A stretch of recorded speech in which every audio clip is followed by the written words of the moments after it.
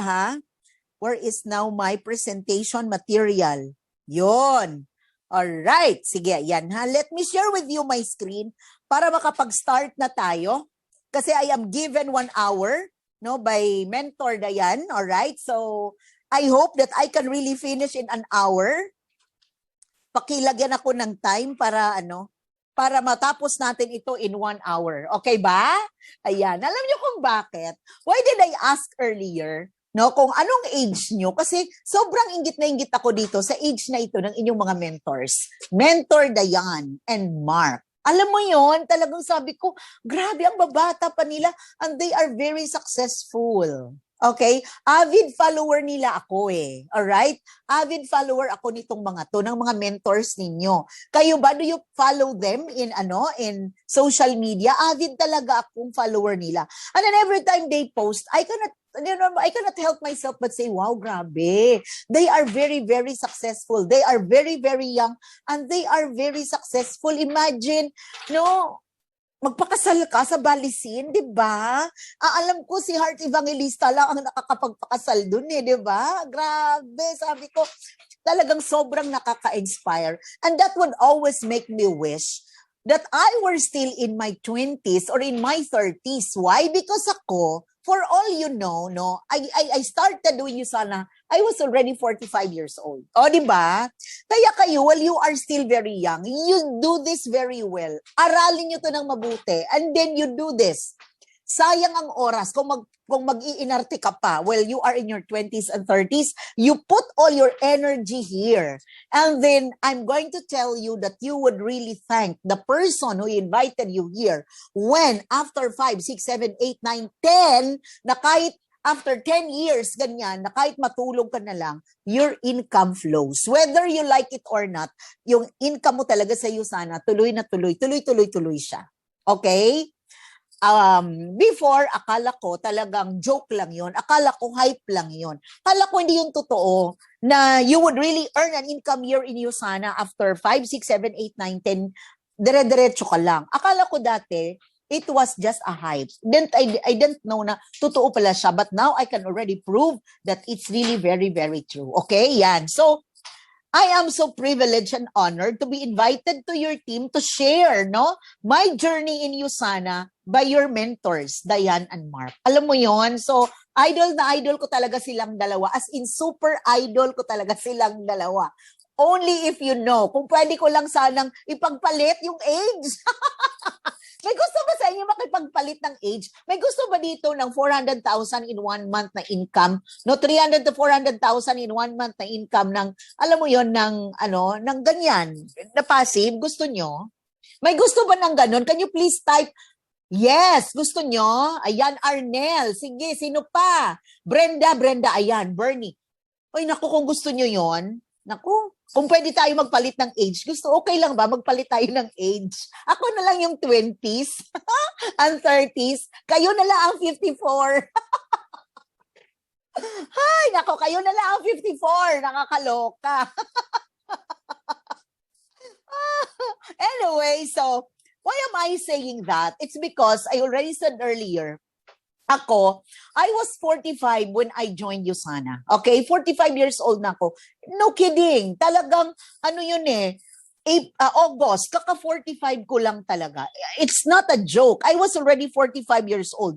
And if you are 45, your priorities change. My priorities change when every decade of my life, my priorities change. When I was in my 20s, my priority was to have, new shoes, new bag, new, alam mo yun, new dress. Kasi during our time, wala pa namang gadgets eh. So mga 20s ka, lipstick, mga ganun, lakwatsa, that's what you have in mind. Okay, now when I was in my 30s, iba din yung priority ko. This is where I thought of, paano pag namatay ako? And then my father died when I was 32 yata or 33 years old, no? When my father died, tapos nakita ko na mabilis, parang hindi lang naman ganun kahirap, no, financially, because my mother bought him yung kanyang memorial plan. Sabi ko, ganun pala yun. So I thought of investing in my memorial plan and insurance when I was in my 30s. Okay, now, Eto na. Pagsampa ko ng 40, nag-iba na yung priority ko. Why? Because I was already 40. And society dictated na I have to retire at 60. So meaning to say, 20 years na lang akong mabubuhay. Ay from the time I was born, I was already living for 20. Tapos 60, magre-retire na ako. 20 years na lang ako gagawa ng aking, alam mo yon, yung aking financial, yung wealth. Alright?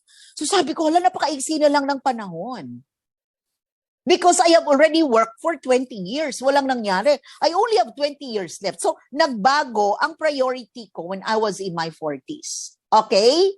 That is why, when Yusana came to me at 45, that's where my self-transformation and reinvention began. Okay?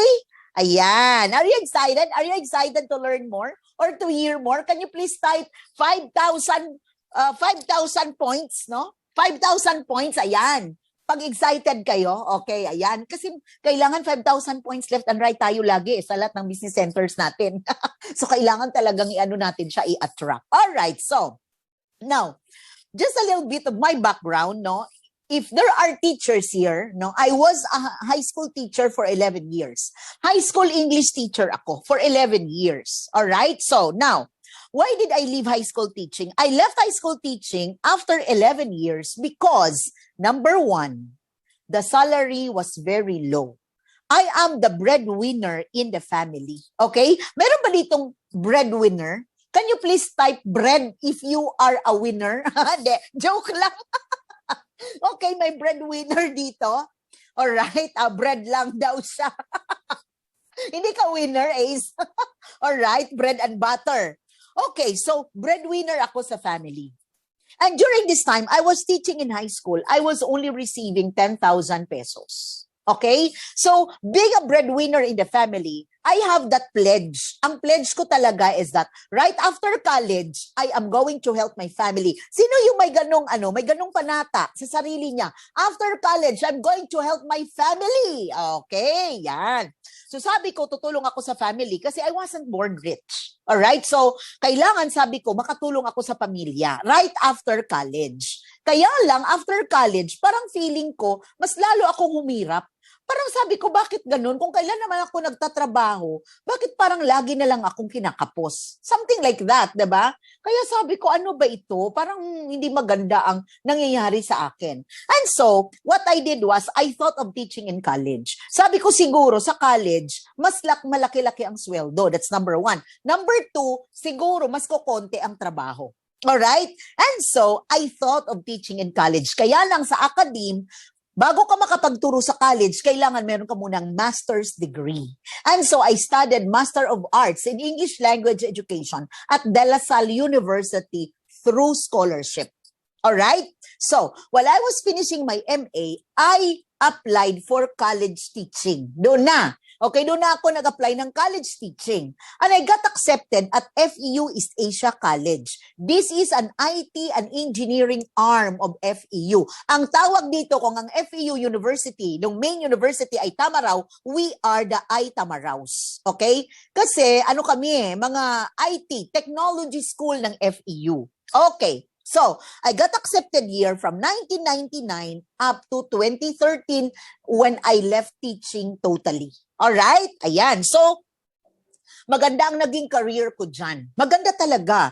I got there in 1999 and I was offered a salary bigger, 50% bigger than my previous salary when I was a high school teacher. Sabi ko, grabe, 50% increase. So, if I was receiving 10,000 dito sa dati kong school, dito sa FEU, I was offered 15,000 kaagad in 1999. Sabi ko, aba malaki, 15,000, 1999. Okay, so sabi ko, sige, I will take it. So kinuha ko talaga siya. And then I started working. And then I was always after growth.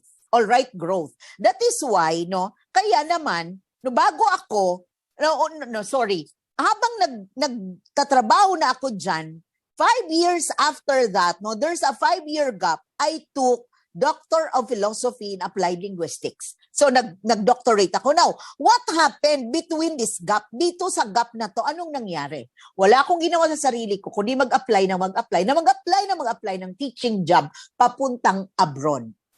Okay? Mayroon ba dito sa inyo na nangangarap na magtrabaho abroad? Pangarap ko yun before. And I was really praying to God that I get to have a job abroad because I wanted to earn dollars. Because I wanted to help my family. Tapos nakikita ko sa probinsya namin, bakit parang nagdo-domestic helper sila, lahat sila na pumunta sa abroad maging domestic helper, tapos nakakapagpatayo sila ng magandang bahay, something like that. So sabi ko, gusto ko rin talaga mag-abroad. Okay? So I applied. Ang dami kong in-applyan. I applied for 3 or 4 agencies papuntang US, yung isa doon na peke ako. I applied papuntang Oman, Bahrain, saan pa? Japan, saan pa? Marami. But you know what? Wala talagang natuloy kahit isa. And then I was really telling God, sabi ko, Lord, bakit ganun? Gusto ko na naman po talaga makatulong sa family ko kasi we have a very happy family. Kulang lang kami sa pera. No, kapos na kapos lang talaga kami sa pera. Sabi ko ganun, payagan mo naman ako na kumita din ng dollars kasi gusto ko talaga makatulong sa pamilya ko. Okay? So yun yung sinasabi ko sa Diyos. Alright? Now, dahil walang nangyari sa kaka-apply ko, nag-aral ako ng doctorate just to make use of my time productively. Sabi ko, sayang oras, I was single, no? Single naman ako, so kailangan gamitin ko na lang yung oras ko to grow in my profession. Okay?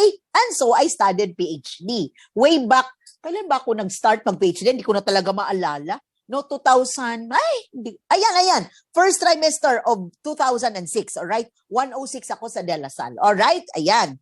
And then, no, years later, nagturo din ako sa De La Salle University, Maine. Okay, part-time. Bago ako nag-university, nagturo pa ako sa College of St. Vinal. Ang dami kong raketera ba talaga ako by nature? Because I really wanted to augment my income. Alright, now, 5 years after teaching at FEU, East Asia College for I wasn't an ordinary faculty. I was given the position right away. Pero, ang maganda kong break happened when I was offered to become an academic program director here. Okay, ano yung academic program director? Ang function namin dito is that ang equivalent namin sa FEU Maine are the deans. Okay? Ang function namin are like deans. Dito sa school na to, no, katulad doon sa FEU Maine, din ako ng Humanity, Social Science, and Communications Department. Alright? So, when I was asked, bago ako sa USANA, then I was asked, anong background mo, anong work mo? So, I had to explain it that way. And then sabi, so parang din ka pala. Sabi ko, ganun na nga.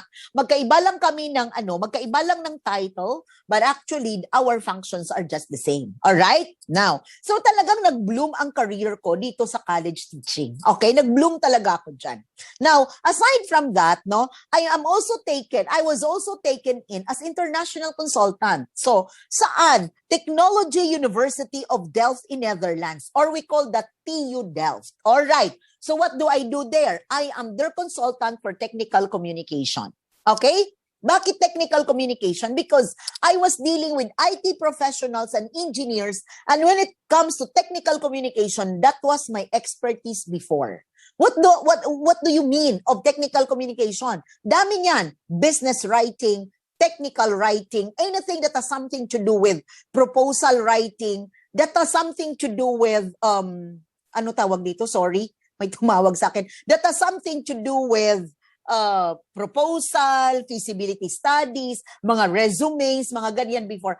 I was very, very good at it. Okay? Kaya nakuha ako na consultant ng TU Delft. When one day I met somebody sa mall, and then I didn't know that he was a senior consultant for TU Delft projects, at naghanap talaga sila ng mga consultants here in the Philippines. And I was taken in. And I was very happy because TU Delft was paying me in dollars. Dollars ang binibigay sa akin ng TU Delft dito dati. Okay? Now, pagpasok pa lang namin sa airport, ay alam mo yon, I have to prepare my class modules and everything, no? And then they would pay me. Bayaran nila ako. Like for example, ang isang module that I have to prepare, they would pay me like 150 to 350,000. Ganyan siya. And then, pagpasok namin pa lang sa airport, once we are already at the airport, pumapatak na talaga yung aming professional fee. Ang laki ng professional fee ko dito. It was like, no, depende sa project, nagre-range siya 12 to 15,000 per day. O, ganon. And then, Theo Delph would always deploy me from 2 weeks to 1 month. And then we were billeted in 5-star hotel. We had a driver. When we get there, we cannot go out of the hotel unless we had the bodyguard. Ganon siya. So, expat na expat talaga yung dating namin. Okay, kaya lang, napakadelikado. Why? Because the project that I was exposed to was in Yemen.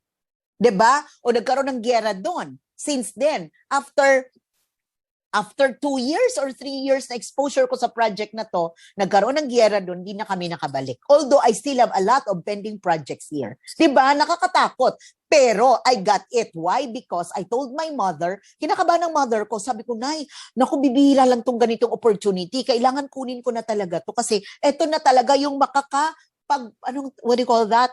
Yung makakapagpahaon sa makahaon sa kahirap, makaahon.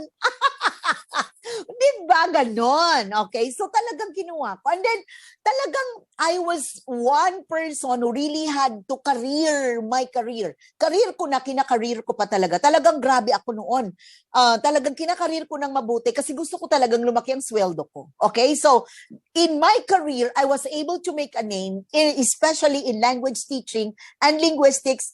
No, for a couple of times, I was a speaker in international linguistic conferences like this one in Brunei Darussalam. I also had the chance to speak at Curtin University of Technology in Perth in Western Australia, at City University of Hong Kong and Hong Kong Polytechnic University. So, if you are going to look at my background, kung background ko lang ang pag-uusapan, I was already there. And I was actually at the peak of my career when I decided to leave my career. Nandun na talaga ako. Okay? Talagang nasa peak na ako of my career when Doc Edu invited me to USANA. Okay? In-invite ako ni Doc Edu. Classmate kami sa DLSU. Hindi ko naman alam, no? I just trusted him. Nag-trust lang talaga ako sa kanya. I did not understand anything about USANA when God, who would listen to a presenter na nagtatagalog before? I didn't want to listen to a presenter who would be speaking to me in Tagalog. Ayoko yun. Okay? Pa-English ako noon eh. So ayoko noon nakikinig sa mga nagtatagalog. Ang cheap noon. Pag nagtatagalog noon, ang tingin ko talaga cheap sila. Ay, naku, ang cheap naman ito. Ano ba yan? O, di ba? Ganyan. So, di ako nakinig. In other words, I did not understand anything about USANA. Wala talaga akong naintindihan sa kanya. Okay?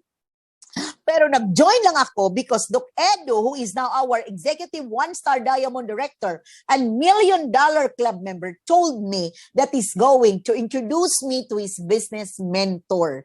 Sabi ko, ang sosyal ng kaibigan ko, meron siyang mentor. Sabi ko, ganyan. Grabe, may mentor siya. And during the time, I was really praying for a business with mentor because Brother Bo told me when I attended the seminar on how to become truly rich, nag-attend ako ng seminar noon kasi sabi ko, bakit ganun 40 plus years na akong nagtuturo, bakit wala, hindi pa rin ako millionaire? Yun talagang tanong ko, bakit ganun? Ganito ba talaga pag nag-work ka? 40 years ka nang nag-work. Di ba? 20 years ka nang nag-work, di ka pa rin millionaire. Anong nangyayari? I really wanted to become rich. Gusto ko talagang yumaman. Bakit? Kasi sa hirap na ka namang galing, alangan naman, di ba? Maranasan ko man lang ma-experience ang buhay ng mayaman. Oo, talagang gusto ko yon. Ano kaya ang feeling ng isang mayaman? Ano kaya ang feeling ng isang walang problema sa pera? Ano kaya ang feeling ng ganun? So, I really wanted to really become rich. Alright? So, when Doc Edo told me that he's going to introduce me to his business mentor, nagulat ako because I prayed for Mentor Edward Miguel. Okay? Narinig ko siya sa The Feast, nag-share siya about tithing, and then I was so inspired by his story. And then, when Doc Edo that night, nung dinala ko sa USANA, that Doc Edo told me that he's going to introduce me to his business mentor, somebody told me na siya yung nag-share about tithing doon sa The Feast. Sabi ko, ikaw yun? Sabi niya, oo. Pinaulit ko yung story niya, siya nga talaga. So wala akong naintindihan sa iyo sana, but I joined. I joined because I believe that God answered my prayer that night. Okay? Ayan. Takot na takot ako. Sobrang takot na takot ako noon. Talagang grabe talaga. As in, sobrang takot ko. But, Mentor Ed told me, ate, okay lang yan. You don't really have to see the whole staircase. You just have to take the first step. Just like anything and everything na nangyari sa buhay mo, hindi mo din naman alam na ganyan pala ang mangyayari sa iyo sa employment, na 20 years ka nang nag-work dyan, wala din naman palang nangyayari sa finances mo. Hindi mo rin naman alam na ganyan ang mangyayari, di ba? So, try mo lang, okay? Take the first step and then trust me, I'm going to mentor you. O, di ba? So, talagang nandito na talaga ako, okay? Now, bakit ba ako nandito? Why did I decide to join you sana? There are only two things that I really wanted to achieve during that time. Number one, I was really looking for a healthy and wealthy and happy old age. Why is that? Kasi ang dami kong nakitang teachers na nagre-retire ng walang pera, may sakit pa. Naku, hindi sila masaya. My God, para pa rin silang mga pobre. Pag nag-retire, sabi ko, hindi pwedeng ganito. But I would like to put my health at the forefront. Why? Because my life is in the academy was like this. Grabe. Ultimo, dandruff and falling hair, pinoproblema ko yan before. Okay? It wasn't an ordinary dandruff. It was really flakes. I've been to 3 dermatologists, hindi naman siya nawala. I had severe migraine. Laging masakit yung ulo ko. At tinitira ko pag masakit ulo ko, Flanax. Di ko alam noon that Flanax could affect my kidney, di ba? And I had allergic rhinitis. Ay, yung work ko before would require me to almost be in the meeting every day, no? In the meeting almost every day. Nakakahiya. Imagine na sa boardroom ka, 'di ba? Tapos nagdi-discuss ang kung ano-ano, tapos ako ng hatching. It was really a burden for me before. Okay? And I had a very weak immune system, okay? Lumbar problem. I used to wear lumbar support. Nahulog ako sa platform sa school kasi alam niyo kung bakit. Talagang talagang alam mo yun, I'm really like this. Magulo, makulit, maano talaga akong magturo. So one day, nahulog ako sa platform, ang taas ng heels ko, nadulas ako, bagong floor wax, nahulog ako sa platform, nagkaroon ako ng problema sa L4, L5, and I used to wear lumbar support. Akala ko dati, hindi na ako makakalakad ng maayos. Okay? And then I had carpal tunnel syndrome, no? Nawalan ng strength yung kamay ko. Itong mga ballpen na inahawakan ko noon, mga pencil, hindi ko na mamalaya, nahuhulog siya. I lost the strength of my hand because of overwork. I had cysts here, there, and everywhere, and this was my turning point when my doctor told me that if I was not going to give attention to my cysts, it might lead to cancer. And I did not want to get cancer, di ba? Who would want to die of cancer, di ba? So lagi akong pagod, lagi akong ano, the doctor would always tell me that I was overstressed. Grabe talaga ako ka-stressed. Alright? That is why I really wanted to put my health at the forefront. I wanted to bring back my vitality kasi by nature, I am really, alam mo ganito, I am full of vitality talaga as a person. Okay? Kaya hindi ako po pwede na parang lilimya. Hindi pwede talagang always on the go. Okay? Tapos lagi akong pagod. Sabi ko, hindi pwede. Alright?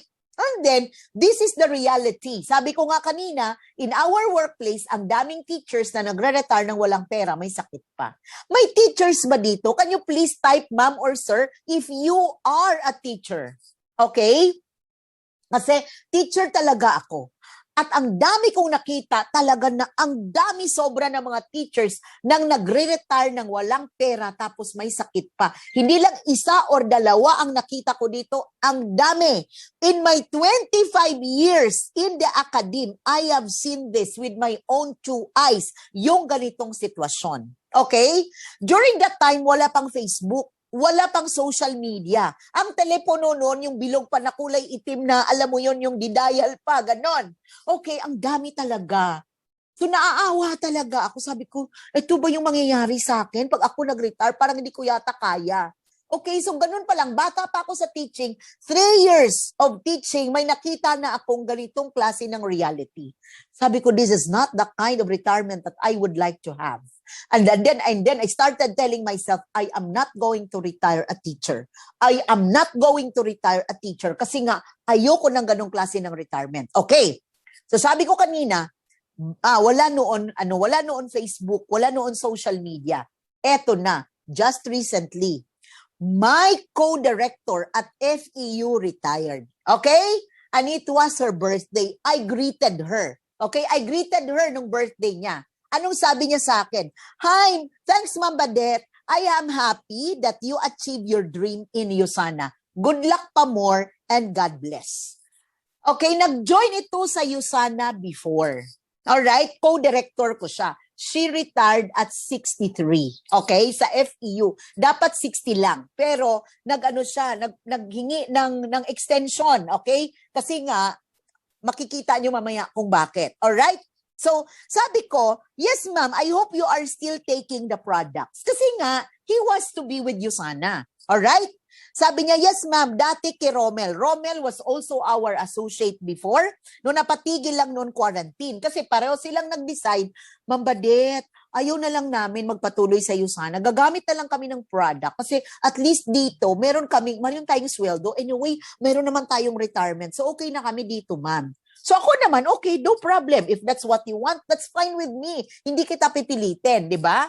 Yun ang gusto mo eh. Go ahead. Alright, so sabi niya, napatigil nung quarantine. Liit ng pension.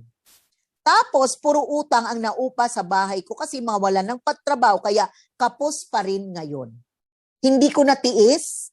Anong ginawa ko? Nag-PM ako sa kanya. Sabi ko, hello ma'am, nagulat ako sa reply niyo dun sa comment ko. Parang ayoko maniwala, maliit pension. Ilang years po ba kayo sa FEU? Ilan? 43 years. 43 years. Pero, less summer, kasi walang load pag summer, 40 years lang ang kinonsider para sa kanyang retirement. Kasi walang work pag summer. 40 years lang ang kinonsider. O, anong nangyari? 13,900 lang ang monthly pension ko sa SSS. Pag magpabalik-balik man ako sa SSS, ang maximum is only 15,000. Ikaw, are you still working? Meron ba ditong mga employed pa? Meron ba ditong mga employed? Can you please write E if you are employed? If you are employed, and you are planning to retire in your place of work, I am going to tell you, ngayon, 15,000 lang. Sabihin mo pa, ay bata pa ako eh. In the next, re-retire? In the next 30 years. Pagdating mo ng 30 years, magkano kaya yan? 30,000?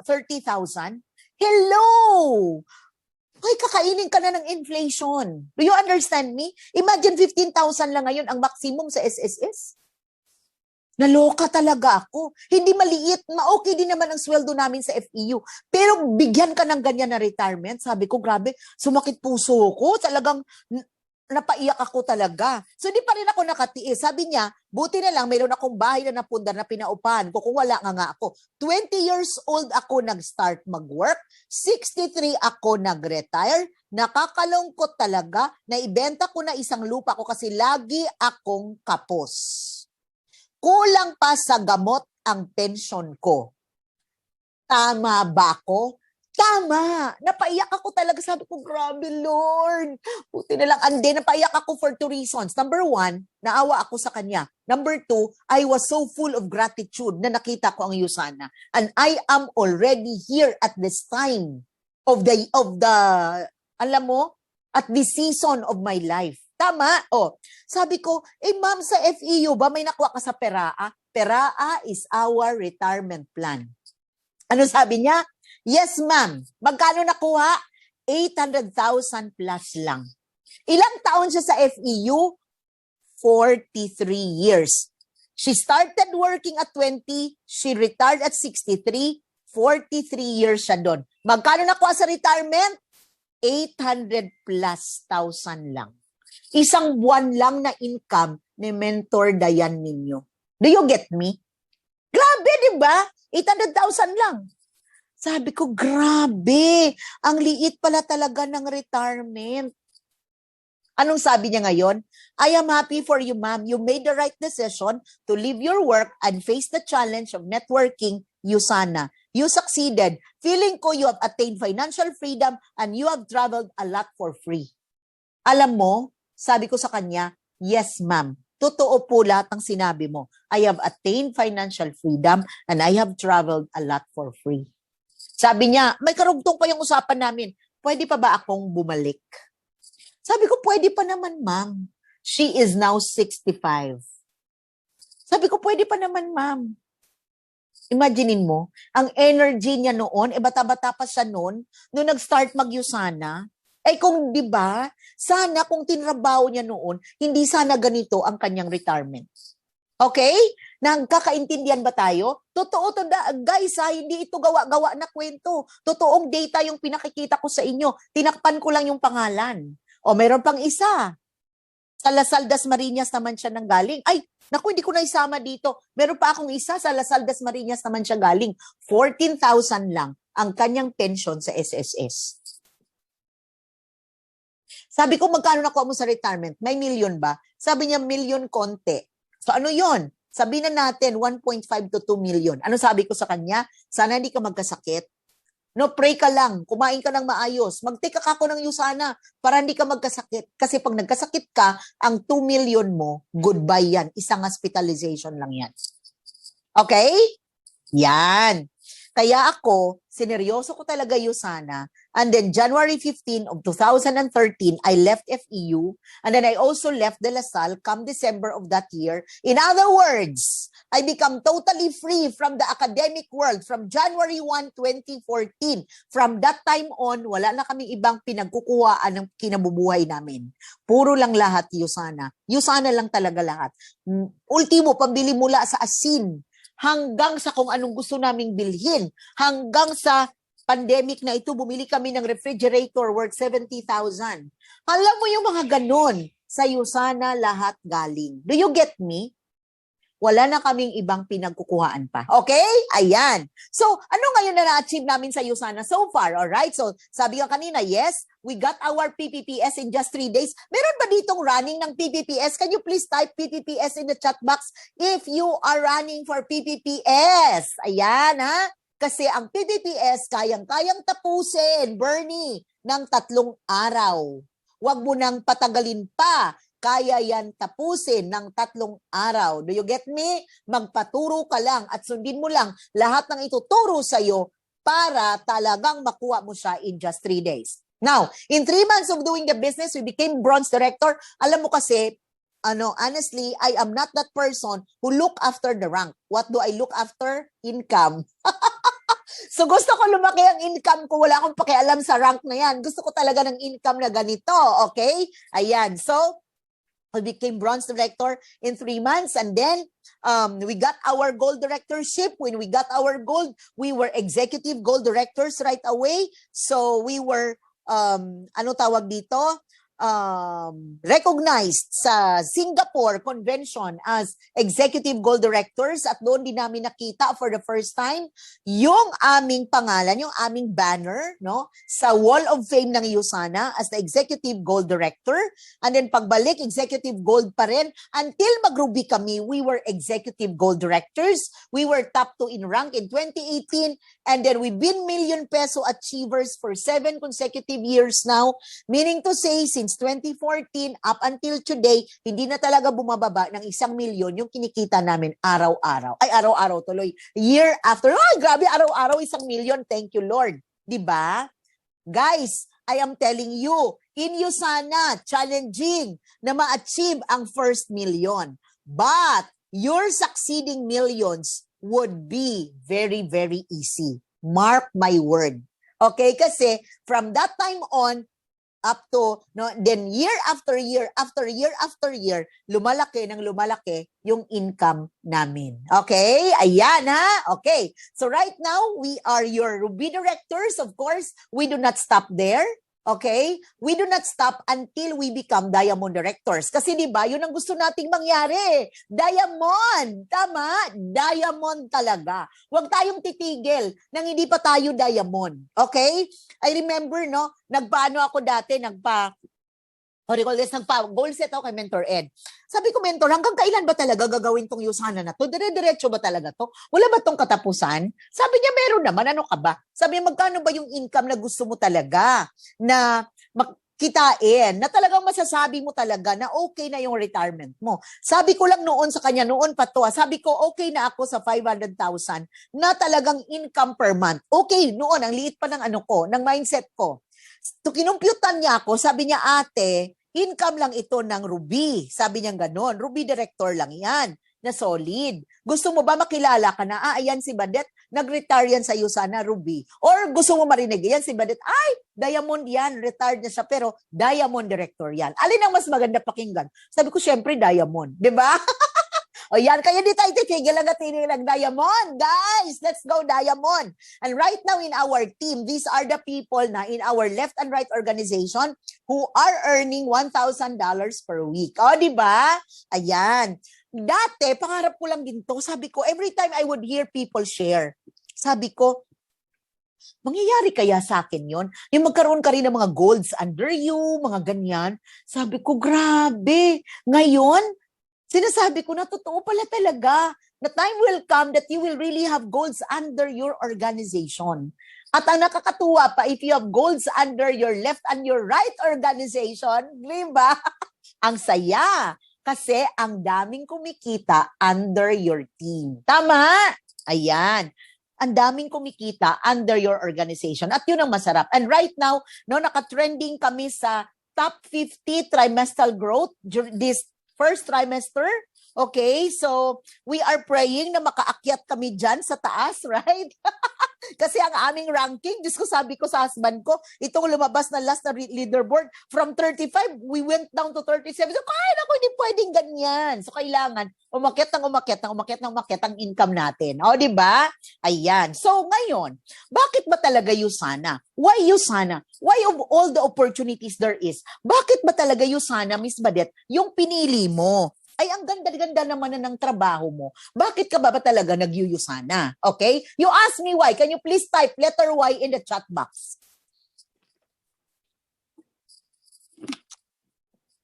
Di ako mag-talk hangga't hindi maraming Y. 'Di ba? Participation. Ayan. Kasi ang dami natin dito. Ilan ba tayo dito? There are 48 of us, tapos 5 lang yung nakikita kong nagpa-participate. Anong ginagawa ng iba? Tama? Ayan. So why of all the opportunities, why Yusana? Okay, yan. Number 1, I have dreams. Alam mo, kahit matanda na ako noon, mayroon pa rin ako mga pangarap. Because I realized later on that Yusana is really for people with dreams. Number 1 yan. If you do not have any dream at all, wala ka talagang mangyayari. Walang mangyayari sa iyo dito. Okay, what are my dreams? Okay, let me share it with you so that you would understand.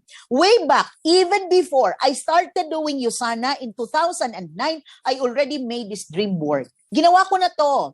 Okay? Ginawa ko na to. Saan ko to ginawa? When I was at my consultancy project. While I was kasi ang mga Yemeni, masyado silang tawag dito, backward. Ang kanilang place is like 25 years way back, no, kumpara sa atin dito sa Pilipinas. Wala nga mga street names ang mga streets doon di ba? Ayan. So I really taught them kung paano mangarap. Ako hindi ko pa noon alam to, no, yung dream board. Importante pala talaga siya sa buhay. I made this. Oh, ito na. One of my mentees in my consultancy project told me, "Madam, look at that. Dollars. Sabi ko nga, no, my dreams are all anchored in dollars. Hindi ko alam. Kasi yung buong ganyan na paper, pinuno ko talaga yan ng dollars. And then, nandyan ako nangarap ng European tour na supposedly sana, no, noong last year, nag-Europe tour tayo, kaya lang hindi natuloy because of COVID. And then, house in the farm, gusto ko talaga yan. And then, I would like to have my language training center and consultancy. Yun noon ang pangarap ko, no, noon. And then, to get married. Okay. Of course, not to have my car kasi wala naman ako talagang kotse noon. So, anong nangyari? Ano ang nangyari? Nangarap ako 2009 pa, even before I started doing Yusana. You know what happened to this dream? Totoo naman, nakapag-drive. I learned to drive at 48. Why? Because 7 months of doing Yusana, I was able to buy my first car. 7 months. Sabi ko, totoo pala talaga. And then I tried learning to drive at 48. Noong si Mentor Henry na umuwi ng Cebu, sabi ko, ay hindi ako, sayang naman, may sasakyan ako, walang nagmamaneho. So I learned how to drive at 48. Imagine, yung ibang tao, pinagmamalaki nila, natuto sila mag-drive at 18. Ako, I learned to drive at 48. O, di ba? Sosyal. Ano pa? Alin pa doon sa mga pangarap ko ang natupad? O, eto. I had my wedding in blue jeans at 48. O, di ba? Single ka ba? Nag-aalala ka ba? Baka hindi ka makapag-asawa. I had my wedding. I got married at 48. O, di ba? Kaya nga sabi ko sa inyo, I started reinventing myself at 45. Tama. I got married at 48. It was a wedding in blue jeans. Yan ang gusto naming mag-asawa. Kasi sabi ko, matatanda na tayo. Diyos ko, mag-gown-gown pa. Ayoko magpakasal pag mag-wedding gown. Sabi ko, gusto ko, after that, pwede kong magamit. So, anong ginawa namin? We bought a pair of Levi's jeans lang. O, di ba? And then, yan, nagpakasal kami sa Tagaytay. Tama? Ano pa? Nangyari ba yung nasa aking dream board? Yes, di ba? May nangyari naman. Natutupad naman talaga ang pangarap natin. And then this is my dream home. Now, natupad ko na ba yan? Malapit na. Why? I'm going to show you this. May sound? Hi, ma'am. This is your location. Meron po, mentor. Yes, mentor. Here.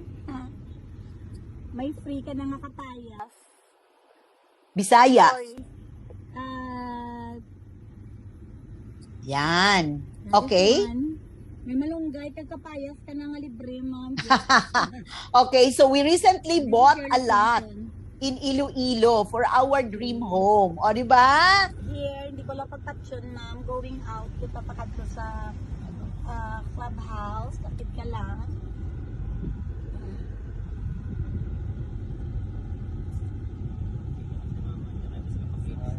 Okay? So, yan yon. O, malapit na siya. Give me like 2 to 3 years. Oh, lilipat na ako doon sa Iloilo. Sa Iloilo, okay? Yan.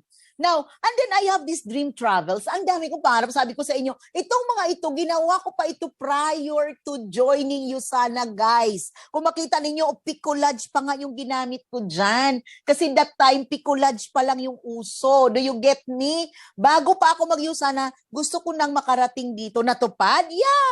Natupad naman natupad naman yung mga yan, natupad naman yung mga yan. Yung iba dyan, gusto ko talaga sana mag-European tour. Last year sana, or if not, di ba? Well, anyway, matutupad din yan. And then, even before joining Yusana, I already had these travels.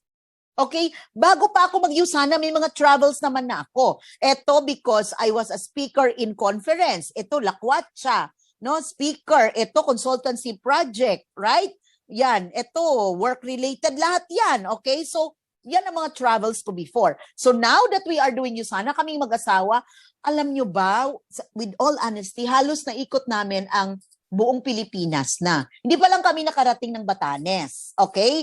But we really wanted to go, right? Tapos, sabay kaming mag-asawa lagi nag-travel.